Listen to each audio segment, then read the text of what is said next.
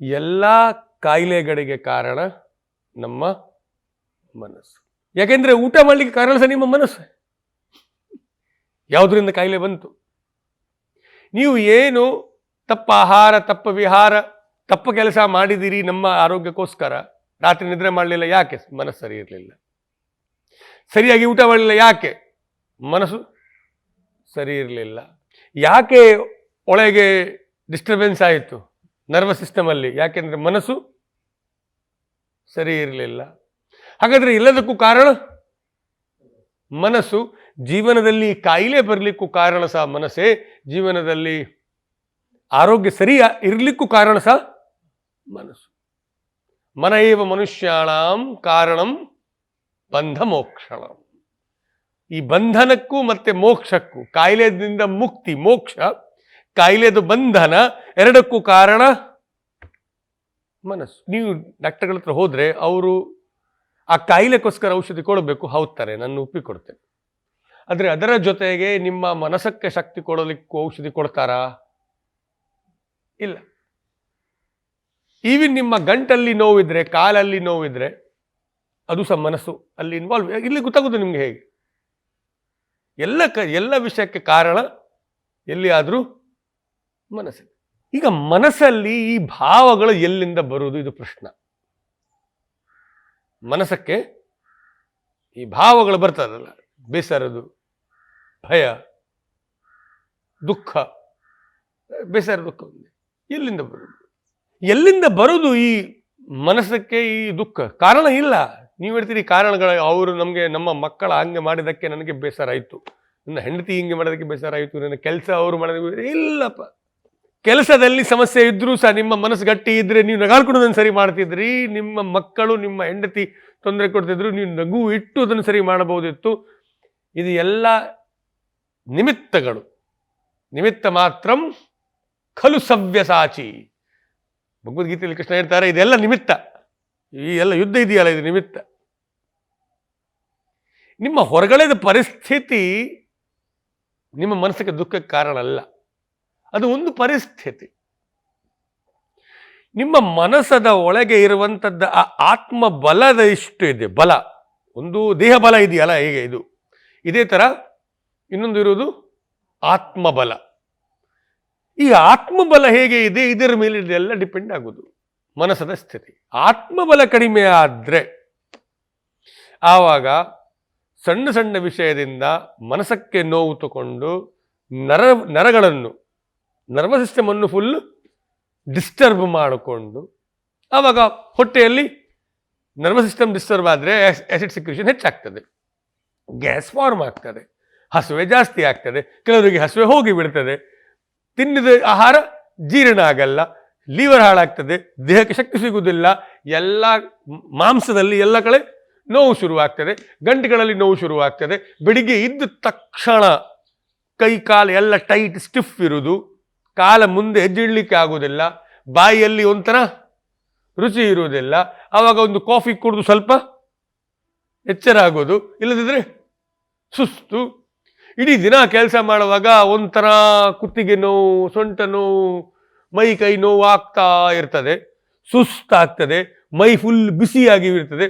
ಇದನ್ನು ನೀವು ಡಾಕ್ಟರ್ ಸರಿ ಮಾಡ್ಲಿಕ್ಕೆ ಆಗ್ತದೆ? ಯಾರ ಹತ್ರ ಔಷಧಿ ಇಲ್ಲ ಇದಕ್ಕೆ. ಇದು ಎಲ್ಲರದ ಕಾಯಿಲೆ, ಇವತ್ತದ ಕಾಯಿಲೆ ಇದು. ತಾಂತ್ರಿಕ ಕೇಳಿದಿರ? ತಾಂತ್ರಿಕ, ಅವನು ತಾಂತ್ರಿಕ ಮರ್ರೆ, ಅವನು ಭಯಂಕರ. ಕೇಳಿದಿರಾ? ತಂತ್ರ ಗೊತ್ತಿರೋ ಅವನು. ತಂತ್ರ ಆದರೆ ಹೇಳಿದರೆ ಸಿಸ್ಟಮ್, ಲೋಕತಂತ್ರ. ಈ ಶರೀರಕ್ಕೆ ಸಹ ಯಂತ್ರ ತಂತ್ರ ಧರಹ ವಾಯು, ಇದನ್ನು ತಂತ್ರ ಅಂತ ಹೇಳಿದ್ದಾರೆ. ಒಂದೊಂದು ಆರ್ಗನ್ ಯಂತ್ರಗಳು ಇದರೊಳಗೆ. ಲಿವರ್ ಒಂದು ಯಂತ್ರ, ಹಾರ್ಟ್ ಒಂದು ಯಂತ್ರ, ಬ್ರೈನ್ ಒಂದು ಯಂತ್ರ, ಇಡೀ ಇದು ಏನು ತಂತ್ರ. ಎಲ್ಲಿಯೂ ಸಿಸ್ಟಮ್ ಇದೆ, ಅದು ತಂತ್ರ. ನೀವು ಸಿಸ್ಟಮ್ ಅನ್ನು ಫಾಲೋ ಮಾಡ್ತೀರಂತ ಹೇಳಿದ್ರೆ ನೀವು ತಾಂತ್ರಿಕ. ನೀವು ಸಿಸ್ಟಮ್ ಫಾಲೋ ಮಾಡೋದಿಲ್ಲ ಅಂತ ಹೇಳಿದ್ರೆ ನೀವು ತಾಂತ್ರಿಕ ಇಲ್ಲ. ನೀವು ತಂತ್ರ ಫಾಲೋ ಮಾಡೋರಾದ್ರೆ ನಿಮ್ಮ ಆತ್ಮಬಲ ಬಂದೇ ಬರ್ತದೆ. ಇಲ್ಲದ್ರೆ ಹೇಳಬಹುದು ಆತ್ಮಬಲ ಇದ್ರೆ ನೀವು ತಂತ್ರ ನೋಡ್ಕೊಂಡು ಹೋಗ್ಬಹುದು, ತಾಂತ್ರಿಕ ಆಗಬಹುದು. ತಾಂತ್ರಿಕ ಆದ್ರೆ ಆತ್ಮಬಲ ಗಟ್ಟಿ ಹಾಗೆ ಆಗ್ತದೆ. Rule number 1, for increasing your ಆತ್ಮಬಲ, that is follow a system, ತಂತ್ರ. ನೀವು ಮಲಗುವುದು ಸಮಯ ಮತ್ತೆ ನಿಮ್ಮ ಏಳುವುದು ಸಮಯ ಫಿಕ್ಸ್ ಮಾಡಿಬಿಡಿ. ನೀವು ಏನು ಬೇಕಿದ್ರೆ ಆಗಲಿ, ನಿಮಗೆ ಎಂಜಾಯ್ಮೆಂಟ್ ಮಾಡಲಿಕ್ಕೆ ಆದರೆ ಇಲ್ಲಿ ನಿಮಗೆ ಸಮಸ್ಯೆ ಇಲ್ಲ. ನೀವು 11 ಗಂಟೆಗೆ ಅಂತ 11, 10:30 ಆದರೆ 10:30, 11:30 ಆದರೆ 11:30, ಏನು ಬೇಕಿದ್ರೆ ಮಾಡಿ, ಸಿಸ್ಟಮ್ ಫಿಕ್ಸ್ ಮಾಡಿ. ಮತ್ತೆ ಅದು ತಪ್ಪು ಸಿಸ್ಟಮ್ ಬೇಡ, ಸರಿಯಾದ ಸಿಸ್ಟಮ್. ಇವತ್ತಿನ ಈ ಜೀವನದಲ್ಲಿ ಆ್ಯಕ್ಚುಲಿ ಮಲಗುವ ಸಮಯ 10 ಗಂಟೆ. 11 ಗಂಟೆ ನಂತರ ಮತ್ತೆ ನಿದ್ರೆ ಬರುವುದಿಲ್ಲ. ಯಾಕೆಂದ್ರೆ ಅದು ಕಫದ ಸಮಯ ದಾಟಿದ ನಂತರ ನಿದ್ರೆ ಬರುವುದಿಲ್ಲ, ಮತ್ತೆ ಪಿತ್ತ ಸಮಯ ಬರ್ತದೆ, ಆವಾಗ ಹಸಿವು ಶುರು ಆಗ್ತದೆ.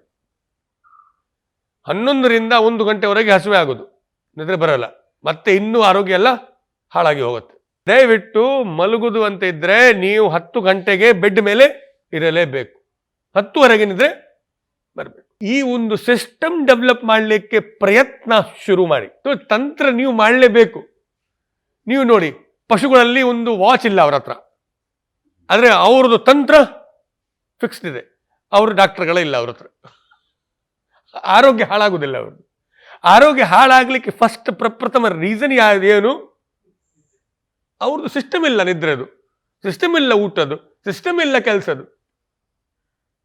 ಯಾರು ನೋಡಿ ಸಿಸ್ಟಮಲ್ಲಿ ಇರ್ತಾರಲ್ಲ, ಅವ್ರ ಆರೋಗ್ಯ ಸರಿ ಇರ್ತದೆ. ಈ ಶಕ್ತಿವಂತ ಬಂದ ಕೂಡಲೇ, ದುಡ್ಡು ಬಂದ ಕೂಡಲೇ, ಸಾಮರ್ಥ್ಯ ಬಂದ ತಕ್ಷಣ ಆರೋಗ್ಯ ಯಾಕೆ ಹಾಳಾಗ್ತದೆ? ಯಾಕೆಂದ್ರೆ ಅವರು ಸಿಸ್ಟಮಲ್ಲಿ ಇರುವುದಿಲ್ಲ. ಮತ್ತೆ ಯಾಕೆಂದ್ರೆ ಶಕ್ತಿವಂತ ಆದ್ರಲ್ಲ ಅವರು. ನೀವು ಸಿಸ್ಟಮ್ ಫಾಲೋ ಮಾಡಿ, ಇವತ್ತು ಮಲಗುದು ಸಿಸ್ಟಮ್ ಫಾಲೋ ಮಾಡಿ, 10 ಗಂಟೆಗೆ ಏಳೋದು 6 ಗಂಟೆ, ಅಟ್ಲೀಸ್ಟ್ 5:30 ಆದ್ರೂ ಬೆಸ್ಟು. ನಾವು ತಂತ್ರದಿಂದ ಹಠ ಸಾಧನೆ ಮಾಡಬಹುದು. ಯಾರು ತಂತ್ರದಲ್ಲಿ ಇರಲ್ಲ ಅವರಿಗೆ ಹಠ ಸಾಧನೆ ಮಾಡಲಿಕ್ಕೆ ಆಗಲ್ಲ. ನಿಮ್ಮ ವರ್ಕ್ದು ಒಂದು ಟೈಮಿಂಗ್ ಸೆಟ್ ಮಾಡಿ. ನಾಳೆ ಪುನಃ ಇನ್ನೊಂದು ಚಾನ್ಸ್ ಇದೆ. ಒಂದು ದಿನ ಒಳಗೆ ಎಲ್ಲ ಊಟ ಮುಗಿಸ್ಬೇಡಿ, ಒಂದು ದಿನದ ಒಳಗೆ ಎಲ್ಲ ಕೆಲಸ ಮಾಡಬೇಡಿ. ಆರಾಮ್ ಮೈಂಡ್ ಅನ್ನು ಸಿಸ್ಟಮಿಗೆ ನಿಮ್ಗೆ ರಿಲ್ಯಾಕ್ಸ್ ಮಾಡಲಿಕ್ಕೆ ಇದ್ರೆ ನೀವು ತಂತ್ರದ ಒಳಗೆ ಬನ್ನಿ, ಸಿಸ್ಟಮ್ ಒಳಗೆ ಬನ್ನಿ. ಸಿಸ್ಟಮ್ ಒಳಗೆ ಬರಲಿಕ್ಕೆ ಇದ್ರೆ ಫಸ್ಟ್ ಮಲಗುವುದು ಟೈಮ್ ಸೆಟ್ ಮಾಡಿ. ಇಲ್ಲದಿದ್ದರೆ ತಂತ್ರ ಒಳಗೆ ಬರಲಿಕ್ಕೆ ಇಂಪಾಸಿಬಲ್. ನಿಮ್ಮ ಬಾಡಿಗೆ 6ರಿಂದ 7 ಗಂಟೆ ನಿದ್ರೆ ಬೇಕು. 8 ಕೊಟ್ಟರು ಚಿಂತೆ ಇಲ್ಲ. ಮತ್ತೆ ಹಗಲದಲ್ಲಿ ನಿದ್ರೆ ಮಾಡಬಾರ್ದು.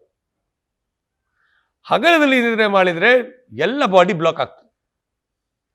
ಎಲ್ಲ ಬ್ಲಾಕ್ಸ್ ಬರುವುದೇ ಹಗಲ ನಿದ್ರೆಯಿಂದ. ದಿವಾ ಸ್ವಪ್ನ ವರ್ಜಯೇತ. ನೀವು ಮಲಗುವಾಗ ಬಿಸಿ ನೀರೇ ಕುಡಿದು ಮಲಗಬೇಕು. ಆವಾಗ ಬೆಳಿಗ್ಗೆ ನಿಮ್ಮ ಮೂಗು ಎಲ್ಲ ಓಪನ್ ಇರುತ್ತೆ, ಬ್ಲಾಕ್ ಇರೋದಿಲ್ಲ. ಬೆಡ್ ಅಲ್ಲಿಯೇ ನೀವು ಏನು ಯೋಚನೆ ಮಾಡ್ತೀರಿ ಬೆಳಿಗ್ಗೆ ಎದ್ದ ತಕ್ಷಣ, ಅದು ನಿಮ್ಮ ಇಡೀ ದಿನಕ್ಕೆ ಕಾರಣ ಆಗ್ತದೆ. ಬೆಳಿಗ್ಗೆ ಇದ್ದ ಕಣ್ಣ ಒಂದ್ಸತಿ ಹೀಗೆ ಓಪನ್ ಆಯ್ತಲ್ಲ, ಆ ತಕ್ಷಣ ಎಚ್ಚರ ಆಗುವಾಗಲೇ ನೀವು ಪುನಃ ಕಣ್ಣನ್ನು ಬಂದ್ ಮಾಡಿ, ನಾವು ಇವತ್ತು ಯಜ್ಞವೇ ಮಾಡ್ತೇನೆ. ಯಜ್ಞ ಹೇಳಿದ್ರೆ ಏನಾದ್ರೂ ಕೆಲಸ ಮಾಡಿದ್ರೆ, ಏನಾದ್ರೂ productive work, creative and productive work is called as ಯಜ್ಞ. I am going to use matter to convert into energy. I am going to produce good energy without any expectation of phala, result, afalakankshi, with complete shraddha to Supreme, complete shraddha to Krishna, 100% faith and trust, love. So mind is relaxed. You are doing yajna for without any selfishness, any result, and doing it, whatever you are going to do, you are going to do to bring some good results, good energy. Maybe if you make somebody happy, maybe you give some knowledge, maybe you produce from matter to matter, ಒಂದು raw material in the ಇನ್ನೊಂದು material, but you will put energy in that, good energy in that. Dana, to somebody I will help today. Tapa, I will not speak anything bad. I will not keep my body language over attractive. Some people like to become like over angry and over sensual. These boys and girls nowadays, when they wear very movie heroes. They are against principles of humanity. If you look like this violent type of, it's creating negative energy. If you are trying to look over sensual, over attractive, it's also going to pull negative energies. So it doesn't mean they don't look good. You should look very good, clean, hygienic, but it should not have any type of sensual appeal or young angry man appeal. Illadidre over sensual look. No need. That is tapa. Sharira tapa means your personality. Vak tapa, you speak not to hurt anyone. And mano tapa, mana prasadam maunam. Your mind should be prasada, relaxed. So this is yagya, tapa and dana. Dana means help people. Be a giver. Little help somebody. That will give you strength. So this is your first morning on the bed, first prayer. After that, there is a series of works we have to do practically.